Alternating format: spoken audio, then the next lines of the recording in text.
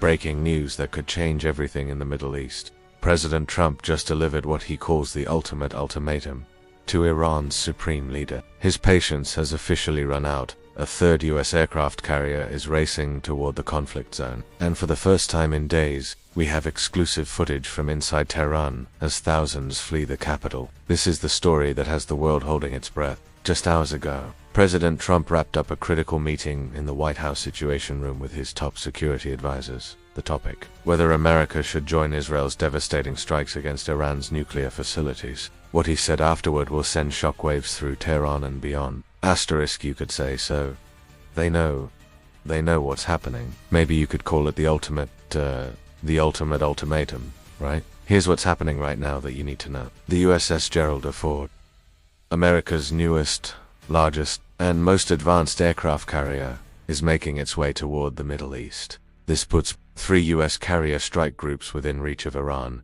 That's unprecedented firepower. Each carrier group brings with it attack submarines, cruisers, destroyers, and air wings capable of delivering devastating land attack capabilities. But it's not just about show of force. US destroyers have already been shooting down Iranian missiles over the weekend. Asterisk, we're the only ones that have the capability to do it, but that doesn't mean I'm going to do it at all. They haven't made a decision. Asterisk, what Trump is referring to is Iran's most protected nuclear facility, buried 300 feet underground, wrapped in concrete and steel. This fortress holds the key to Iran's nuclear ambitions. Only America has the weapons to destroy it. The 30,000-pound GBU-57 bunker buster bomb, carried exclusively by beta stealth bombers.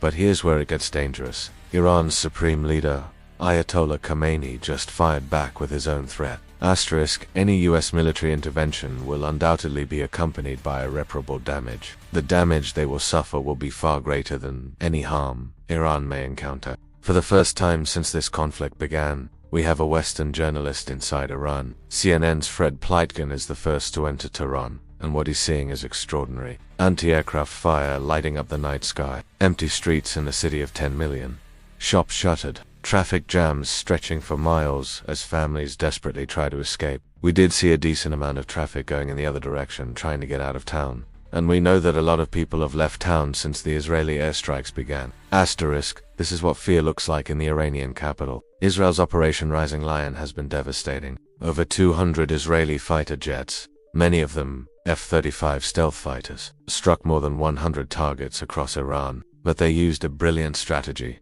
Swarms of pre-positioned explosive drones hit air defenses first, creating chaos. Then the main strikes followed. Former Israeli Prime Minister Naftali Bennett tells us they're systematically weakening Iran's defenses, opening up new possibilities that didn't exist before. Asterisk, obviously, that presents new possibilities that didn't exist, as the Iranian air defenses diminish and weaken. Asterisk, so, here we are at the crossroads. Trump says his patience has run out, but he is thinking about the aftermath, something that haunts every president who has considered Middle East intervention. Remember Iraq, 2003. The statues fell.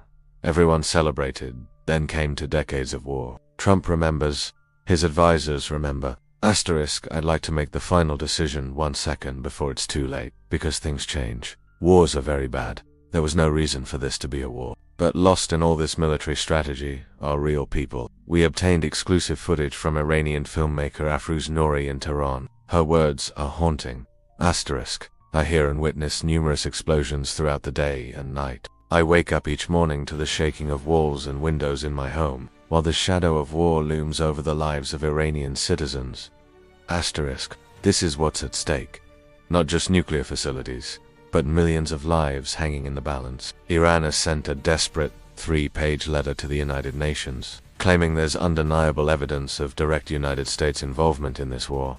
They're begging the international community to intervene. Countries are evacuating their citizens. Japan, India, Slovakia, Czech Republic, all pulling people out of Tehran. When diplomats flee, the situation is critical. Here's what makes this so dangerous. Trump believes Iran is just weeks away from a nuclear weapon. His own intelligence community disagrees, saying Iran might be 3 years away. But Trump isn't buying it.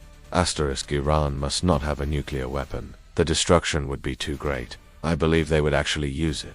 That difference in assessment could determine whether we see American bombers over Iran in the coming days. Every hour that passes, the pressure builds. Iranian missiles keep flying toward Israel, Israeli jets keep pounding Iranian targets, and Trump keeps meeting with his generals. Khomeini says Iran will never surrender.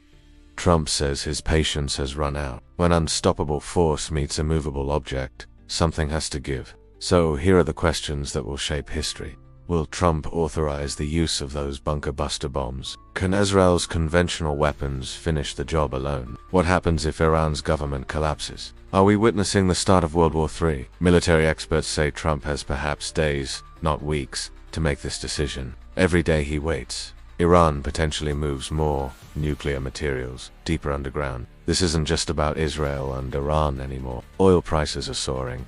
US bases across the Middle East are on high alert. Russia's watching closely as their Iranian ally faces destruction. China's calculating their next move. One decision in the White House Situation Room could reshape the entire global order. What we're witnessing is a moment that will be studied in history books for generations. A US president wrestling with the same decision that has haunted leaders for decades. When is military force the only option left? Asterisk. When does your patience run out? It's already running out. That's why we're doing what we're doing. Asterisk. This story is developing by the hour. Make sure you resubscribed and hit that notification bell, because when Trump makes his final decision, and you will want to know immediately, the next 48 hours could change everything. Check out these related videos for more context on this breaking story, and let us know in the comments. Do you think Trump will authorize strikes on Iran? The world is watching, and history is being written right now.